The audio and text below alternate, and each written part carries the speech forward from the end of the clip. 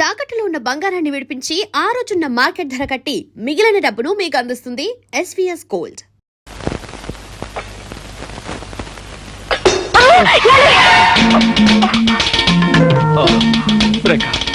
సమయానికి నువ్వు వచ్చి పట్టుకున్నావు కాబట్టి సరిపోయింది. లేకపోతే కింద పడిపోయి ఏ కాలో విరగొట్టుకునేవాడిని.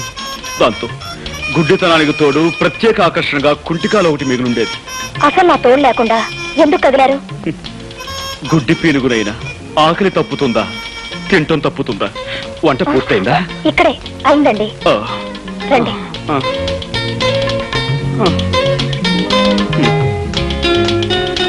అయ్యో గుడ్డి వధవని మళ్ళీ కిందతో పడేశాను. అయ్యో ప్లీజ్ మీరు కదలకండి, నేను అన్నం కలిపి పెడతాను. రేఖ, నీకు చాలా శ్రమిస్తున్నాను.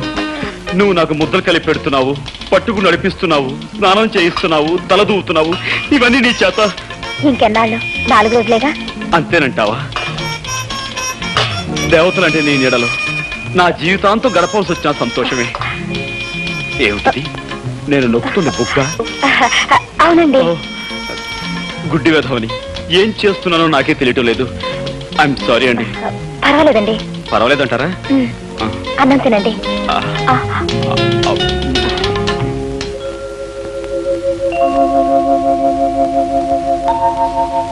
ఏమండి?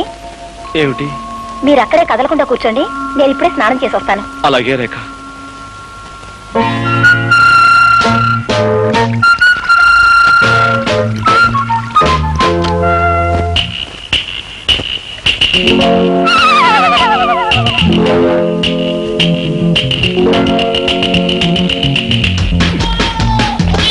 అయ్యో నన్ను రక్షించండి, నన్ను కాపాడండి. ఏమండి? అయ్యో హెల్ప్ హెల్ప్ హెల్ప్! ఏమండి నన్ను రక్షించండి, నాకు చాలా భయంగా ఉందండి. ఏమండి? ఏదో మీద పడిందండి, మెత్తగా దూదు బోట్ల మీద పడేసరికి నా గుండె అదిరిపోయిందండి. అందుకే మిమ్మల్ని కేకేశాను. ఇంతకీ ఏమిటండి అది? పిల్లండి, ఏ బల్ల మీద నుంచో మీ మీద దూకుంటుంది. పిల్ల? దాని కారణంగా మిమ్మల్ని కంగారు పెట్టాను. ఏమండి ఏమిటండి ఇదంతా తడితడిగా ఉంది? సబ్బు. సబ్బా? అంటే మీరు సగం స్థానంలో ఉండగా పిలిచానా? అయ్యో మిమ్మల్ని చాలా ఇబ్బంది పెట్టాను. ఐఎమ్ సారీ రేఖ. పర్వాలేదండి. గుడ్డి కళ్ళు గుడ్డువైనా సబ్బు పడితే మండుతాయి కదా. అమ్మా, సబ్బు పడి కళ్ళు మండుతున్నాయి. ఏమండి? సారీ. ఇదో కళ్ళు కడుగుతాను. అలాగేనండి.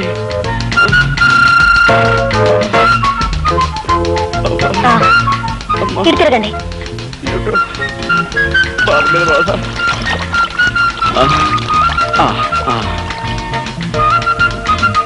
అది షాంపూ అండి. ఏమండి మీరు తలంటి పోసుకోలేదా? లేదండి. అయ్యో ఇదేమిటండి, శ్రావణ శుక్రవారం పూట ఆడపిల్లలు తలంటి పోసుకోపోవడం ఏమిటి? ఉండండి. వద్దండి, వద్దు. ఏమండి ఒక గుడ్డివాణ్ణి తీసుకొచ్చి మీరు ఇన్ని సేవలు చేస్తున్నారే, అలాంటి మీకు కనీసం ఇదైనా చేయనియండి. ఇలా చేసైనా సరే మీ రుణం తీర్చుకోనివ్వండి. ఏమండి ఈ కళ్ళు లేని కబోదు గురించి మీరు సంకోచిస్తున్నారా? ప్లీజ్ ఎక్కడైనా సెటిల్ అవ్వండి. రండి. ఏమండి? Thank you.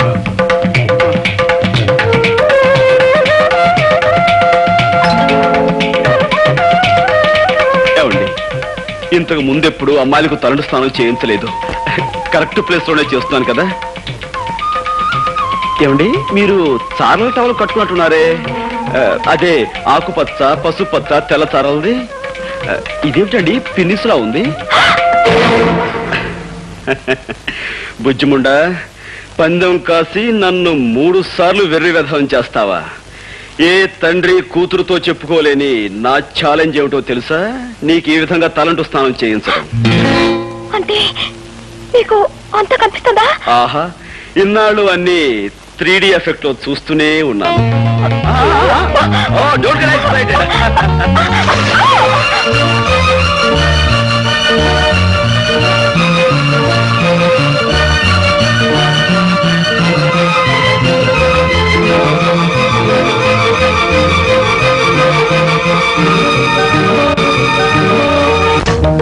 గోపి,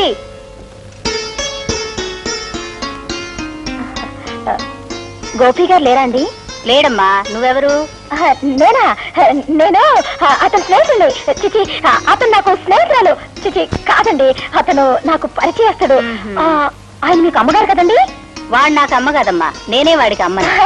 నా ఉద్దేశం కూడా అదే. నమస్కారం అండి, కూర్చోండి. మీకోసమే ఇది తెచ్చానండి, కూర్చోండి. సంతోషం అమ్మా. ఇంతకీ ఆయన ఎక్కడికి వెళ్ళారండి? వచ్చే వారం వాడి పెళ్లి కదమ్మా, అందుకని కొత్త బట్టలు కొనుక్కుని ప్రెస్ నుంచి శుభలేఖలు తీసుకొద్దామని వెళ్ళాడు. గోపికి పెళ్ళా? ఏమ్మా అలా అడుగుతున్నావు? అబ్బే ఏం లేదు. నాకు మీ ఇద్దరి విషయం మా వాడు చెప్పాడులేమ్మా. చెప్పేశారా? అంతా చెప్పేశారా? ఆహా, అంతా చెప్పాడు. తాను ఛాలెంజ్ చేసిన సంగతి, బాత్రూమ్ లో తలంచిన సంగతి, మీరిద్దరం ప్రేమించుకున్న సంగతి అంతా చెప్పేశారా? వాడు చెప్పలేదమ్మా, ఇప్పుడు నువ్వే చెప్పావు. ఏమిటండి మీరు అనేది? పోలీస్ ఆఫీసర్ తల్లిని ఎదటి వాళ్ళ నుంచి నిజం రాపట్టడం నాకు అంత కష్టమేం కాదు. ఇంతకీ నీ పేరేమిటమ్మా? రేఖ. ఆహా, మీ నాన్నగారు ఏం చేస్తారు? జైలు సూపర్ జగన్నాథం గారే మా నాన్నగారు. జగన్నాథం కూతురువా నువ్వు? ఏమిటి అలా అడుగుతున్నారు? అబే ఏం లేదమ్మా. ఎందుకమ్మా నిజం దాచాలని ప్రయత్నిస్తావు? బాబు, నేను ఇప్పుడే జగన్నాథం గారి దగ్గర నుంచి వస్తున్నాను. ఆయన నాకంతా చెప్పారు. అంతా చెప్పేశాడా? ఆహా, అంతా చెప్పేశారు. చేతులెత్తి దండం పెట్టినా, న్యాయం చేయమని దీనంగా ప్రార్థించిన, కేవలం సాక్ష్యాధారాలు లేవంటూ పట్టించుకోని సంగతి, నిర్దాక్షిణ్యంగా వెళ్ళగొట్టిన విషయం నీతో చెప్పేశాడా? ఆయన చెప్పలేదమ్మా, ఇప్పుడు నువ్వే చెప్పావు. పోలీస్ ఆఫీసర్ని అవతల వారి నుంచి నిజం రాబట్టడం నాకు పెద్ద కష్టం కాదమ్మా. నాకు ప్రమోషన్ వచ్చే సంగతి నీకు చెబుదామని వచ్చాను. కానీ ఇప్పుడు నీకు న్యాయం చేయని వ్యక్తిని ముందుకొచ్చి చేతులు జోడించి దయచూపని ప్రార్థించేలా చేస్తాను. వద్దు బాబు. రేఖ, నాతో రా.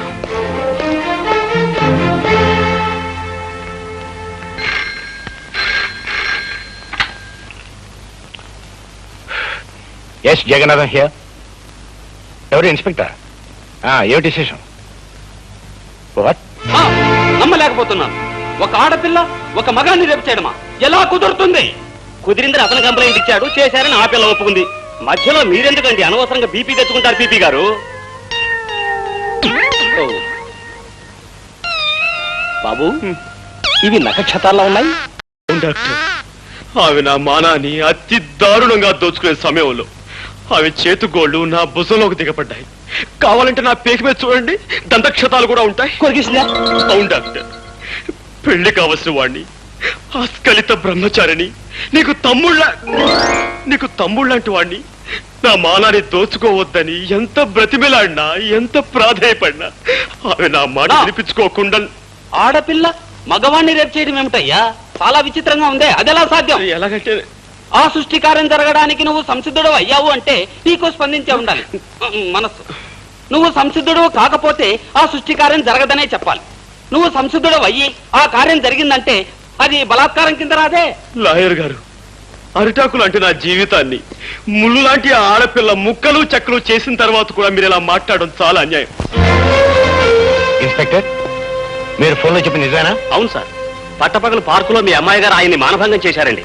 What rubbish talking? అయ్యా, ఈయన భుజాల మీదున్న నక్షత్రాలతోనూ ఈయన పీక మీదున్న దంతక్షతాలతోనూ మీ అమ్మాయి గోళ్ళు పళ్ళు పరికించి చూడగా ఎంత ట్యాలీ అయితే మాత్రం అమ్మాయి అబ్బాయిని రేపు చేయటం ఏంటి? సార్, పీకే నాలాంటి పెళ్లికి ఎదిగిన కొడుకుండి వాడు అతి దారుణంగా బలాత్కరించబడి ఉంటే అప్పుడు మీకు తెలిసొచ్చేదండి. పెళ్లి కాని పవిత్రమైన అస్కలిత బ్రహ్మచారిని ఇలా పాడైపోతే తలెత్తుకుని ఎలా తిరిగేది, సమాజంలో ఎలా బ్రతికేది? కావాలంటే అందుకు ప్రత్యక్ష సాక్షులు ఉన్నారు. అవును బాబు, ఆ పిల్ల అబ్బాయి మీద కురికి చొక్కా లాగేసి ప్యాంటు పీకేస్తూ తుప్పల పక్కకు తోసిపోయిందండి. ఈ అబ్బాయి అరుపులు, ఆ తుప్పలు కదిలిపోవడం మేము కళ్ళలో చూసామండి. ఈ రోజుల్లో మగవాడి మానానికి భద్రత లేకుండా పోయిందండి. ఏమిటమ్మా ఇది? నిజమా? అవును డాడీ. కర్మ, ఎందుకు చేసావు అలాంటి పని? డాడీ, యాపిల్ పండు లాంటి అతన్ని చూడగానే నన్ను నేను నిగ్రహించుకోలేకపోయాను. ఆవేశంలో అలా రెచ్చిపోయాను. జరిగిన దానికి నన్ను మన్నించండి. ఒక కన్నె పిల్లవాడిని దయా దాక్షిణ్యాలు లేకుండా ఆడదన్న అహంకారంతో అతి దారుణంగా మానభంగం చేసిన ఈ నీచురాల్ని వదిలిపెట్టాను. ఏమైనా సరే కోర్టుకి ఇడుస్తానని కోల్పోయిన నా బ్రహ్మచర్యం మీద ప్రమాణం చేసి చెప్తున్నాను. Thank you doctor. సాక్షులు రండి.